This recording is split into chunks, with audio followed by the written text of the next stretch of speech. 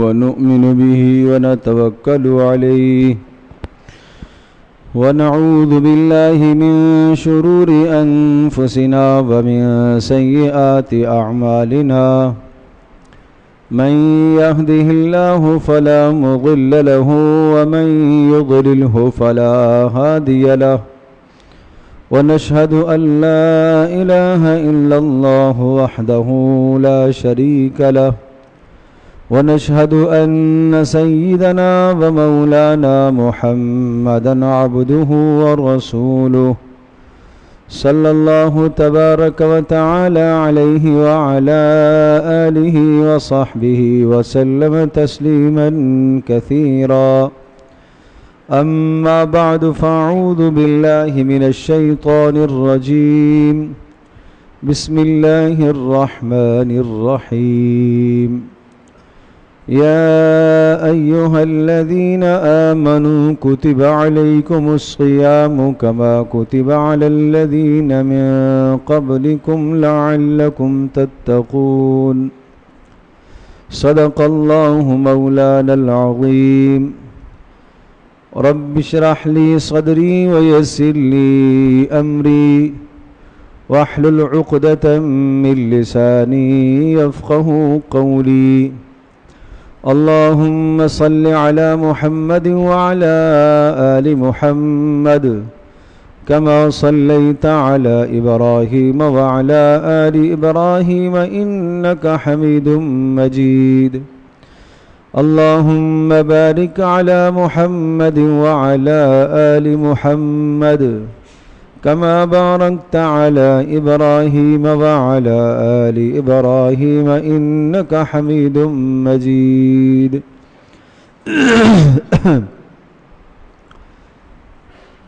گرامی قدر حاضرین و سامعین، شعبان المعظم کا مہینہ اختتام کو پہنچ رہا ہے اور رمضان المبارک کی آمد ہونے والی ہے۔ پیارے پیغمبر صلی اللہ تعالیٰ علیہ وسلم رمضان المبارک کی انتظار فرمایا کرتے تھے۔ آپ رجب کا مہینہ انتظار میں گزارتے، شعبان کا مہینہ انتظار میں گزارتے اور دعاؤں میں گزارتے، گویا رسول اللہ صلی اللہ تعالیٰ علیہ وسلم رمضان کی تیاری فرماتے تھے رجب کے مہینے سے۔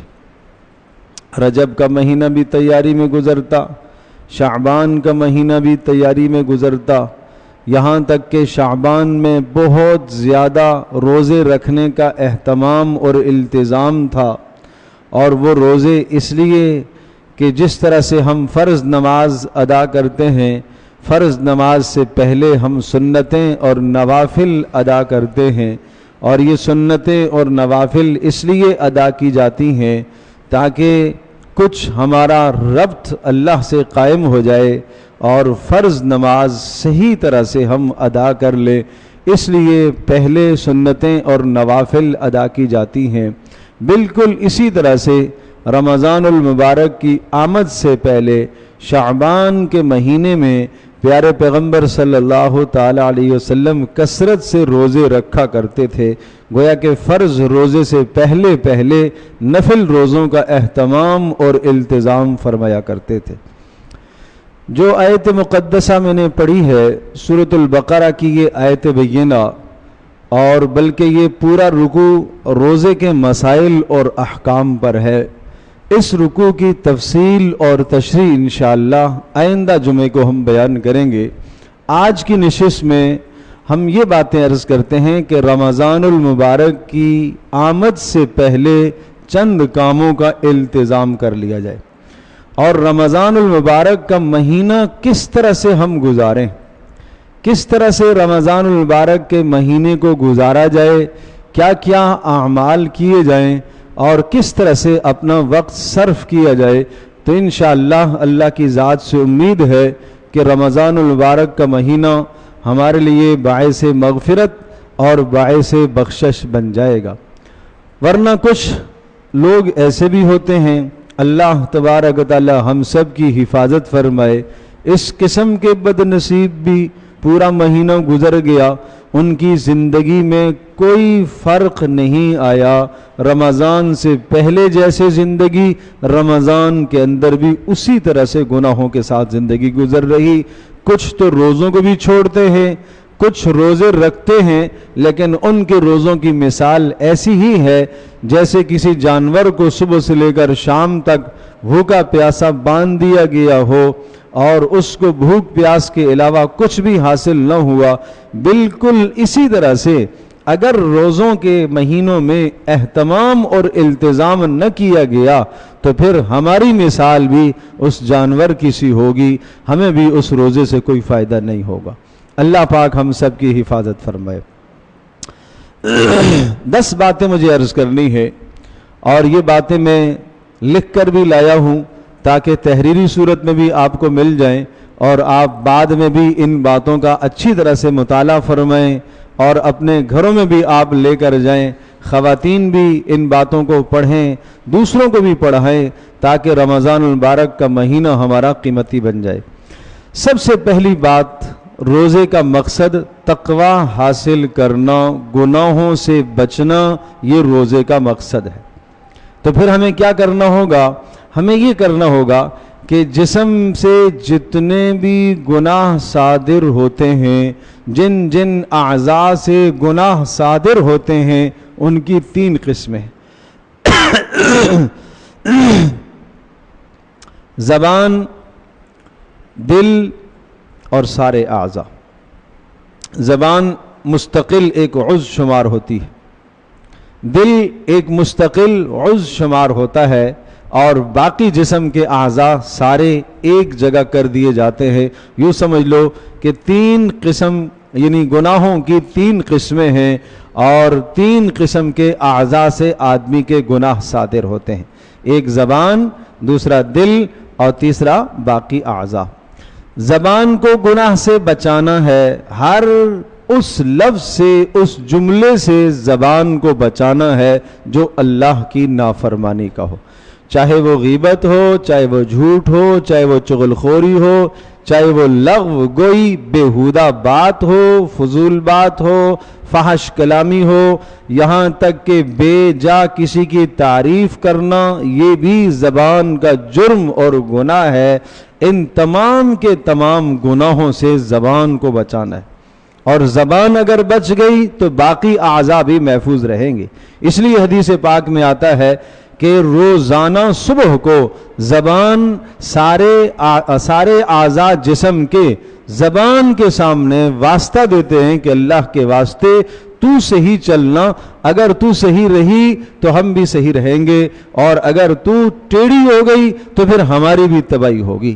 تو اس لیے زبان کو قابو میں، زبان کا روزہ ہوتا ہے، صرف کھانے پینے بھوک سے رکنے کا نام روزہ نہیں ہے، زبان کا روزہ ہے۔ جس آدمی نے غیبت کر دی، زبان کا روزہ ٹوٹ گیا، چغل خوری کر دی، زبان کا روزہ ٹوٹ گیا، فحش گوئی کر دی، زبان کا روزہ ٹوٹ گیا۔ اسی طرح سے دل کو بھی گناہوں سے بچانا ہے۔ دل کے گناہ کیا ہیں؟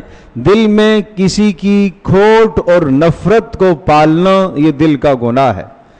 کسی کے حسد اور کینے کو دل میں پالنا، یہ دل کا گناہ ہے۔ ناجائز کسی سے محبت دل میں پالنا، یہ دل کا گناہ ہے۔ آخرت اور اللہ اور اس کے رسول صلی اللہ تعالی علیہ وسلم کے متعلق کوئی غلط نظریہ اور عقیدہ قائم کرنا، یہ دل کا گناہ ہے۔ دل کو کفر سے، شرک سے، نفاق سے، تردد سے میں کیا کہہ رہا ہوں، شک اور شبہ اور تردد سے بھی دل کو پاک کرنا ہے۔ شک اور شبہ اور تردد کیا ہے؟ یہ دل کا گناہ ہے۔ کیا مطلب؟ دعا کر رہا ہے، پتہ نہیں قبول ہوگی یا نہیں، دل میں تردد ہے۔ مرنے کے بعد پتہ نہیں حساب و کتاب ہوگا کہ نہیں ہوگا۔ لیلۃ القدر کے فضائل سنے، خوب سنے، دل میں تردد، پتہ نہیں ایسا ہوگا کہ نہیں ہوگا۔ یہ کیا ہے؟ یہ دل کے گناہ ہیں۔ ان تمام کے تمام گناہوں سے دل کو پاک صاف کرنا ہے۔ اور باقی اعضاء کے گناہ، آنکھ، کان، ہاتھ، پیر، سب کے سب اعضاء کو گناہوں سے بچانا۔ تو میں نے عرض کیا کہ 3 قسم کے اعضاء ہیں، زبان مستقل عضو، دل مستقل عضو، اور باقی جسم کے سارے اعضاء ایک الگ عضو شمار ہوتے ہیں۔ تو ان تینوں قسموں کے اعضاء کو گناہوں سے بچانا، لیکن صرف گناہوں سے بچانا کافی نہیں ہے۔ زبان کو گناہوں سے بچانے کے بعد اس زبان کو نیکی میں صرف کرنا، دل کو گناہ سے بچایا اور دل کو نیکی میں صرف کرنا، باقی اعضاء کو گناہوں سے بچایا، گناہوں سے بچا کر باقی اعضاء کو نیکی میں صرف کرنا، یہ رمضان کا تقاضا ہے۔ یہ رمضان کا تقاضا ہے کہ انسان ان اعضاء کو نیکیوں میں صرف، آنکھ کی نیکی دیکھ کر قرآن کی تلاوت کرنا، پیارے پیغمبر صلی اللہ تعالی علیہ وسلم کی مبارک احادیث کو پڑھنا، اہل علم کی، نیک لوگوں کی مجالس میں بیٹھنا، نیک لوگوں کی زیارت کرنا، محبت اور پیار سے اپنے ماں باپ کا دیدار کرنا اور زیارت کرنا، یہ آنکھوں کی نیکیاں ہیں۔ زبان کی نیکی قرآن کی تلاوت کرنا، اللہ کا ذکر کرنا، یہ زبان کی نیکی ہے۔ کسی مسلمان کے ساتھ ہمدردی کی بات کرنا، امر بالمعروف، نیکی کا حکم کسی کو دے دینا، کسی کو گناہ سے روکنے کی بات کہہ دینا، یہ کیا ہے؟ یہ زبان کی نیکیاں ہیں۔ دل کی نیکی کیا ہے؟ اللہ تبارک و تعالیٰ کی آیات اور نشانیوں میں غور و فکر کرنا، تدبر کرنا، یہ دل کی نیکی ہے۔ دل میں اللہ کی نعمتوں کو سوچنا، یہ دل کی نیکی ہے۔ اپنے استحقاق سے زیادہ نعمتوں کو تصور کرنا کہ میری کیا وقعت اور کیا حیثیت ہے، یہ میرے اللہ کا فضل اور احسان ہے، مجھے اللہ نے اتنا دے رکھا ہے، ہر وقت اس کو سوچنا، یہ کیا ہے؟ دل کی نیکی۔ تو میں یہ عرض کر رہا ہوں کہ ان اعضاء کو گناہوں سے بچا کر نیکیوں میں صرف کرنا، یہ پہلا کام ہم نے رمضان میں کرنا ہے۔ دوسری بات، پورے رمضان میں رزق حلال کا اہتمام، التزام کرنا ہے بھائی۔ حرام تو توبہ، اللہ ہم سب کی حفاظت فرمائے۔ حرام کا لقمہ قریب تک نہ آئے، حرام کے لقمے پر ہاتھ نہ پڑے، اور حرام تو بہت دور کی بات، مشتبہ مال کو بھی ہاتھ مت لگائیں رمضان۔ مشتبہ مال کو، شک اور شبہ والا مال، پتہ نہیں یہ حلال ہے یا نہیں ہے، پتہ نہیں یہ میرے لیے جائز ہے کہ نہیں ہے، مشتبہ مال کو، جس مال پر آپ کا تصرف نہیں ہے، جو مال آپ کی ملکیت میں نہیں ہے، جس مال پر آپ کا حق نہیں ہے، اس مال کو استعمال کرنا یہ گناہ کبیرہ ہے، چاہے وہ سگے بھائی کا مال کیوں نہ ہو۔ نہیں اس نے اجازت دی، اس کی اجازت کے بغیر اس کا مال اٹھا کے استعمال کر لیا۔ میرا مطلب صرف کھانے سے تعلق نہیں ہے۔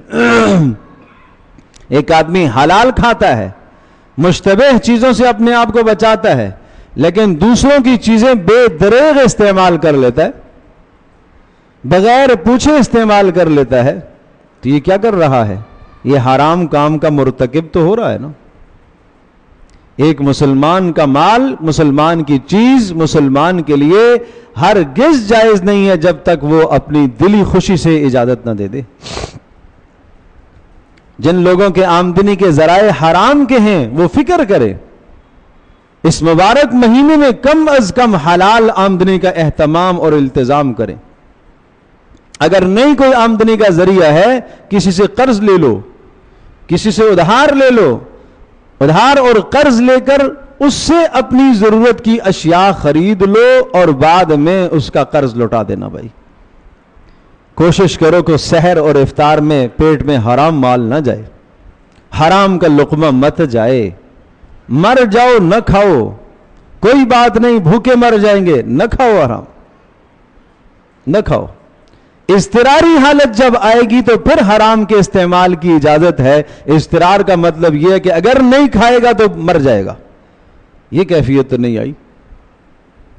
حلال اور طیب مال سے ایک کھجور میسر ہے افطار میں، حلال اور طیب مال سے ایک پانی کا گھونٹ میسر ہے، حرام کا ڈھیر لگا ہوا ہے، جی تو چاہ رہا ہے کہ سب کھا لوں، لیکن نہیں بھائی، حلال کا تو صرف پانی ہے، باقی سب چیزیں حلال کی نہیں ہیں، اسے صرف پانی پر اکتفا کر لینا چاہیے، صرف پانی سے افطار کر لینا چاہیے، صرف ایک کھجور کے دانے سے افطار کر لینا چاہیے، ایک دانہ کھجور کا میسر نہ ہو آدھے ٹکڑے سے افطار کر لینا چاہیے، وہ بھی نہ ہو تو پانی سے افطار کر لے، حرام میں ہاتھ نہ ڈالے بھائی۔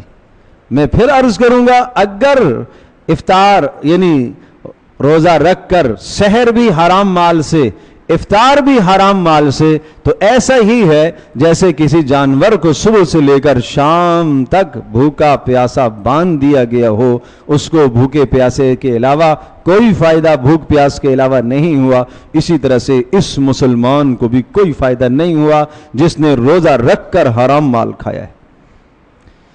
اس لیے دوسری درخواست یہ ہے کہ رزق حلال کا اہتمام فرمائیں۔ تیسری درخواست اور تیسری بات یہ ہے کہ اپنا وقت قرآن مجید کے ساتھ صرف کرنے کی کوشش کریں۔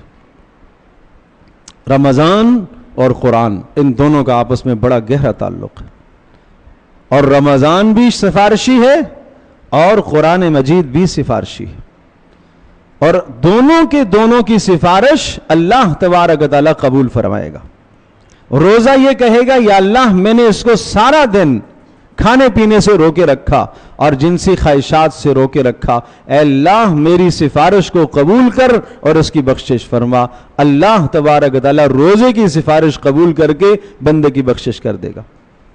قرآن کہے گا اے اللہ اس کو میں نے آرام سے روکا ہے، یہ رات گئے تک مجھے سنتا تھا نماز تراویح میں، نماز تراویح کے بعد میری تلاوت کیا کرتا تھا، پڑھنے کا اہتمام کرتا تھا، اس کو میں نے آرام سے روکا ہے، نیند سے روکا ہے، اے اللہ میری سفارش کو قبول کر لے اور اس میرے پڑھنے والے کی بخشش فرما۔ یہ دونوں کے دونوں وہ بلند ترین سفارشی ہیں کہ جن کی سفارش اللہ رد نہیں فرمائے گا، ضرور قبول ہوگی۔ اس لیے قرآن مجید کے ساتھ اپنا وقت گزارے۔ قرآن مجید پڑھنا درست نہیں آتا، درست کریں، یہ پہلی ضرورت ہے۔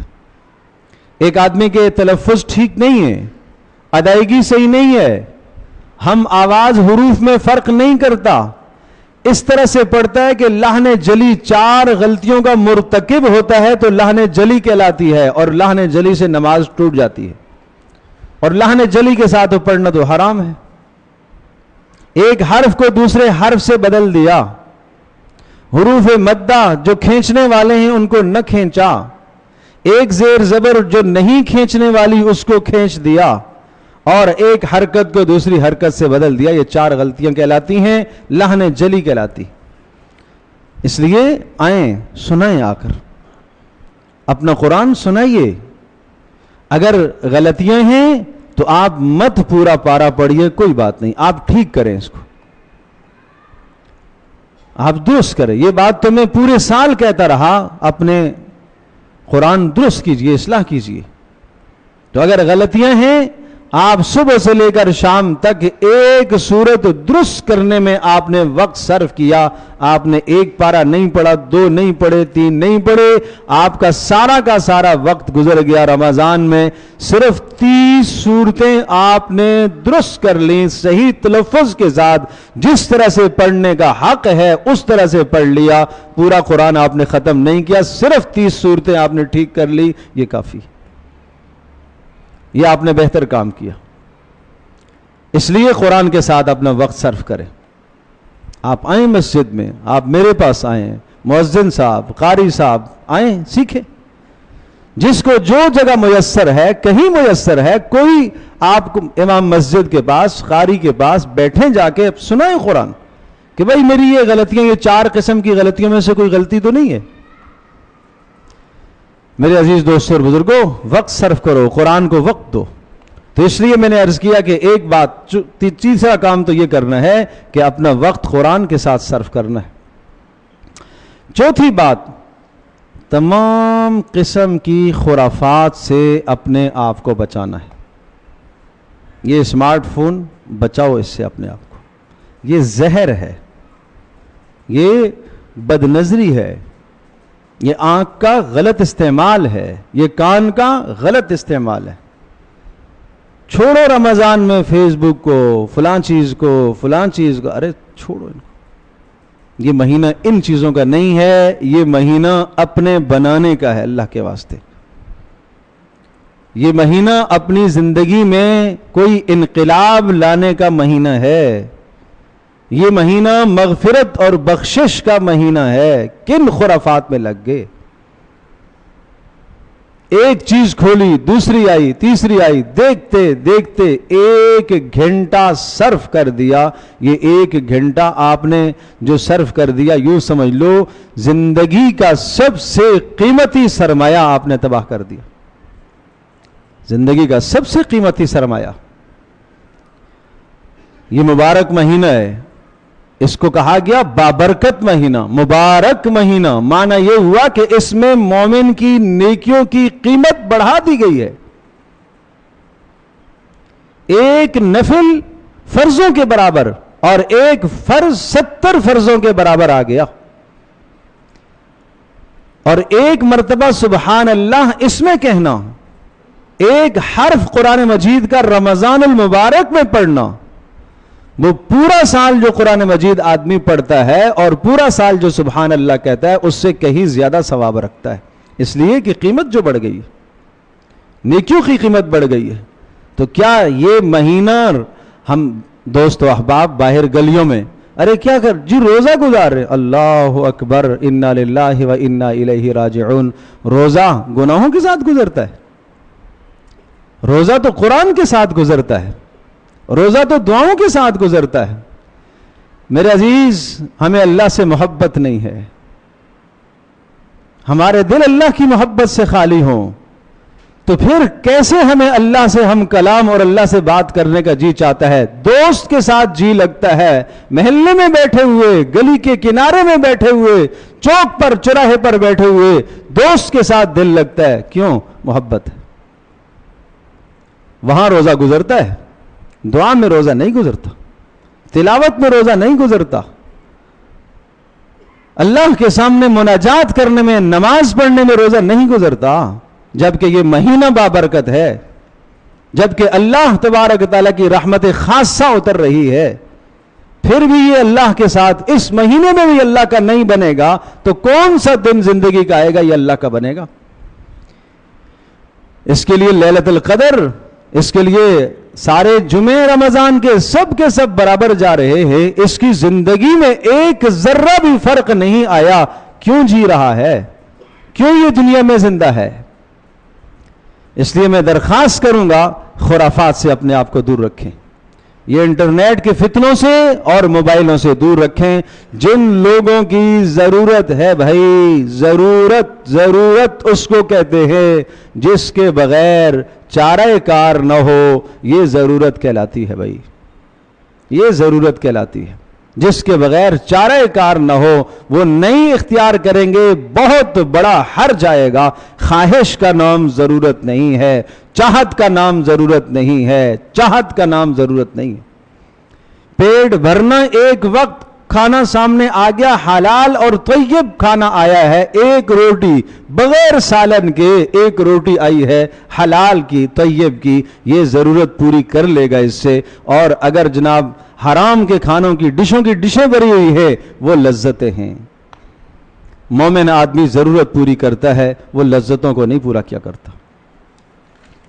اس لیے خرافات سے بچائیں. نمبر 5، رمضان المبارک کی آمد سے پہلے اپنی جو خریداری کرنی ہے کر لے.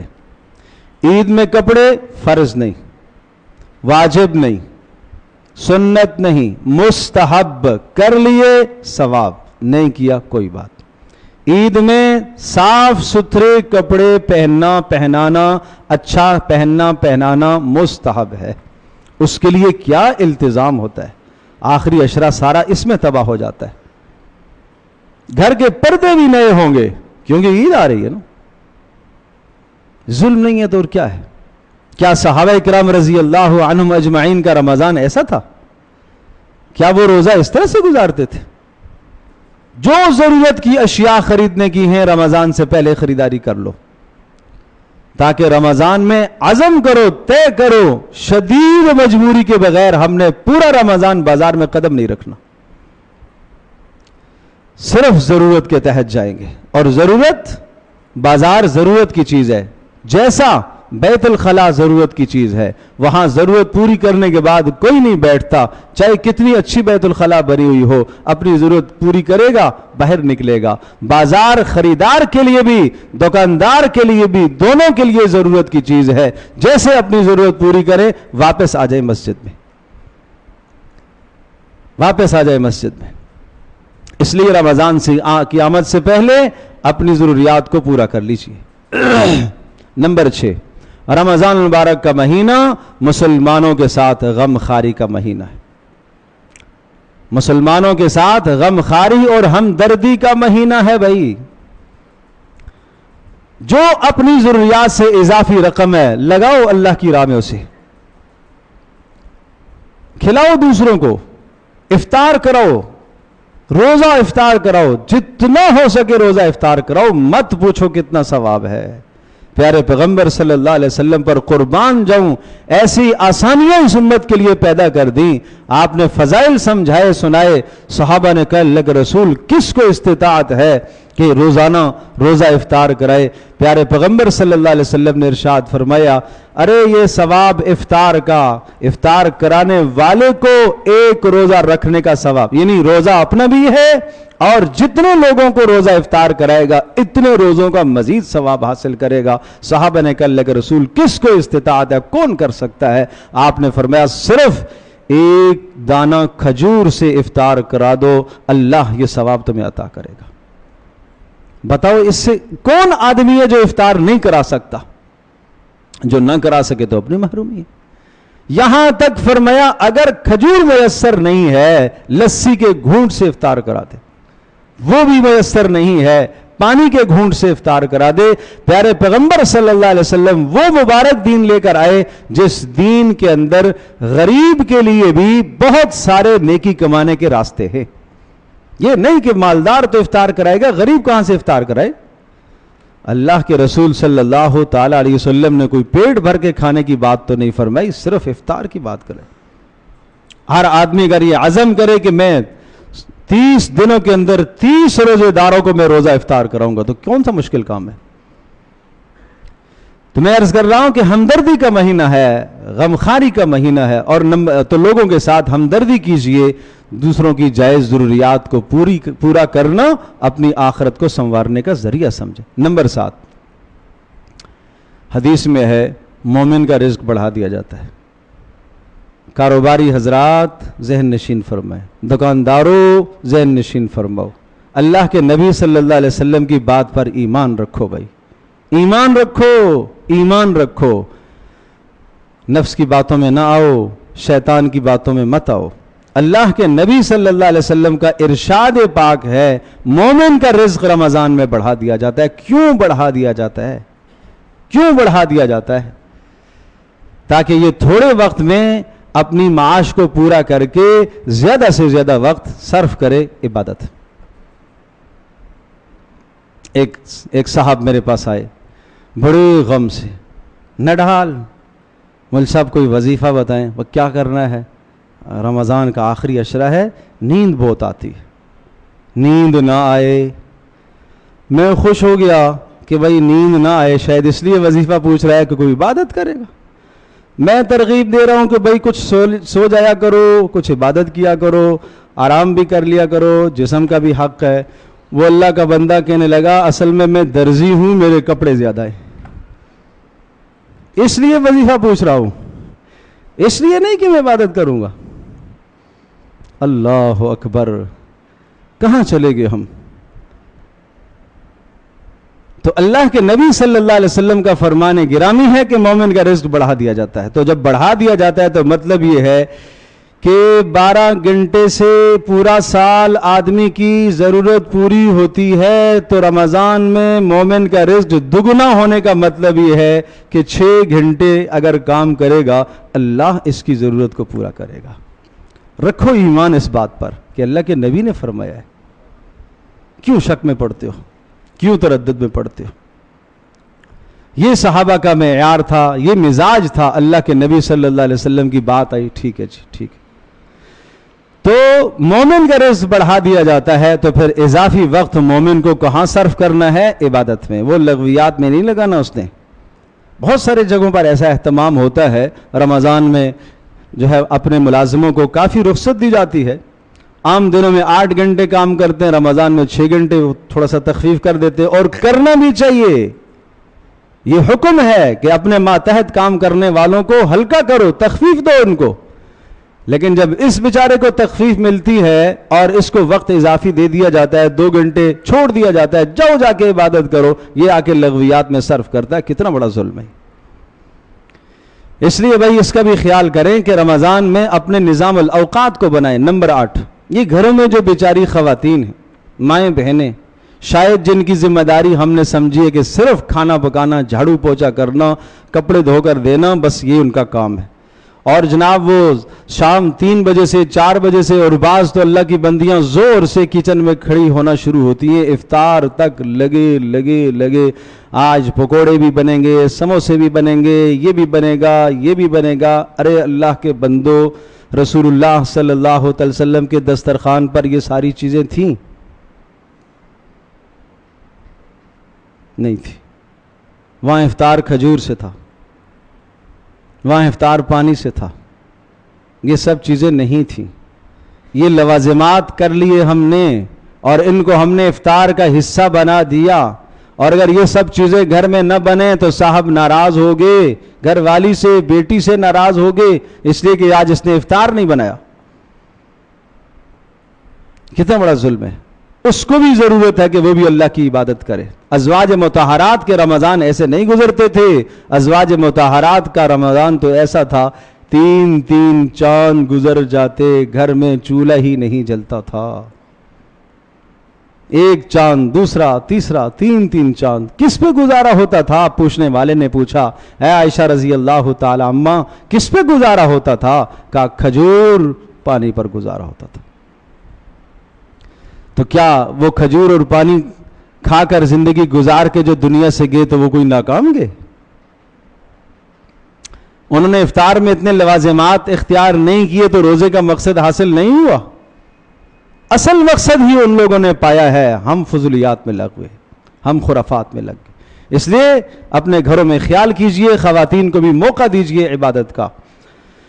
اور نمبر 9, مرد حضرات سے درخواست ہے, مساجد میں جہاں تبلیغ کے حلقے لگتے ہیں, درس قرآن ہے, درس حدیث ہے, تراویح کے بعد خلاصہ قرآن بیان ہوتا ہے, بھرپور بیٹھنے کا اہتمام اور التزام کریں. اپنی مساجد میں جو جہاں نماز پڑھتا ہے اس کا اہتمام کریں, اس لیے کہ یہ مبارک مہینہ بابرکت مہینہ ہے. اس مہینے میں کسی بات کو آپ نے سن لیا اور عمل کی توفیق ہو گئی تو پورا سال اس پر آپ چلیں گے. یہ عبادت کا مہینہ اور پورے سال کے 11 مہینوں کا دار مدار رمضان پر ہوتا ہے. جس نے رمضان جتنا اللہ کی اطاعت اور فرمانبرداری میں گزارا, 11 مہینے اس کے صحیح گزریں گے. اس لیے جہاں موقع ملتا ہے دین کی بات کو سننے کا, بیٹھیں وہاں. یہ اپنے ایمان کا حصہ سمجھیں. جیسے کھانا پینا اپنے جسم کی ضرورت سمجھتے ہیں, اسی طرح سے مساجد میں دین کی بات جہاں ہو رہی ہے, درس قرآن ہے, درس حدیث ہے, تبلیغ کا حلقہ ہے, بیٹھیں وہاں, ضرورت سمجھیں. اللہ اکبر. آخری بات, روزمرہ کے کام, تجارت ضرورت ہے. جو آپ کی ضرورت کے کام ہیں ان ضرورت کے کاموں میں بھی نیک نیتی کا اختیار کریں. مباح کاموں میں نیک نیت کو لے کر آئیں, اچھی نیت کو لے کر آئیں, یہ ثواب. مثلا آپ صبح کمانے کے لیے نکلے ہیں, معاش کے لیے نکلے ہیں, دکان کھولی ہے, اس نیت کو لے کر بازار میں جائیں, اس لیے کاروبار میں جا رہا, اس لیے ملازمت میں جا رہا, اس لیے دکان کو کھول رہا ہوں کہ میرے اللہ نے میرے اوپر میری بیوی اور بچے اور ماں باپ اعزاء اقربا کے حقوق فرض فرمائے ہیں, ان حقوق کی ادائیگی کے لیے معاش کو نکل رہا ہوں, اور ان حقوق سے جو پیسہ بچے گا اس پیسے کو اللہ تیری راہ میں خرچ کروں گا. اب یہ 4 گھنٹے 6 گھنٹے کام کرنا یہ عبادت ہے. رات کو سوئیں بستر پر آ کر لیٹیں تو بھی یہ نیت کریں جسم کو جو تقویت ملے گی، اس آرام سے راحت ملے گی، اس جسم کو پھر میں دوبارہ اللہ کی عبادت میں تھکاؤں گا، پھر آرام کے لیے آ کے لیٹتا ہے، تھوڑا سا آرام کر کے پھر جسم کو تھکاؤں گا۔ اب یہ لیٹنا اور آرام کرنا بھی نیکی ہے۔ تو روزمرہ کے جو معمولات کے کام ہیں ان کو بھی نیک نیتی کے ساتھ ادا کریں گے تو وہ بھی نیکیاں بن جائیں گی۔ اللہ پاک مجھے بھی، آپ کو، ہم سب کو عمل کی توفیق عطا فرمائے۔ یہ 10 باتیں یاد رکھنے کی ہیں، عمل کرنے کی ہیں۔ اللہ پاک ہم سب کے لیے عمل کرنا آسان فرمائے۔